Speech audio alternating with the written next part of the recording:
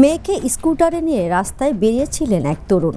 একটানা বৃষ্টির কারণে রাস্তার আনাচে কানাচে পানি জমে গিয়েছিল। স্কুটার চালানোর সময় তরুণের পাশ দিয়ে একটি গাড়ি ছুটে বেরিয়ে গেল। দ্রুত গতিতে অতিক্রম করার ফলে রাস্তা থেকে পানি ছিটকে গিয়ে পড়ল তরুণের গায়ে। পোশাক ভিজে যাওয়ায় রেগে আগুন হয়ে গেলেন তরুণ।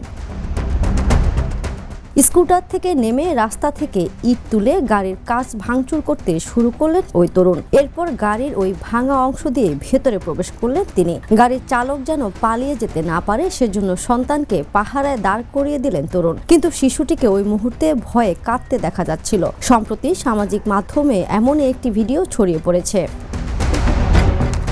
ভিডিওটি দেখার পর তরুণকে কটাক্ষ করতে শুরু করেন অনেকেই। একজন নেটিজেন লিখেছেন, গাড়ির সামনে এভাবে ওই ছোট্ট শিশুকে দাঁড় করিয়ে রাখার কোনো অর্থ নেই। সেও বাবা, তার বাবার কাছ থেকে কি শিক্ষা পাচ্ছে। এই ঘটনাটি ঘটেছে চীনের একটি রাজ্যে। হারুকা সুজুমোরি নামের একটি অ্যাকাউন্ট থেকে এক্স হ্যান্ডেলে এই ভিডিওটি পোস্ট করার পর দ্রুতই তা ভাইরাল হয়ে যায়। আন্তর্জাতিক ডেস্ক, দ্য নিউজ।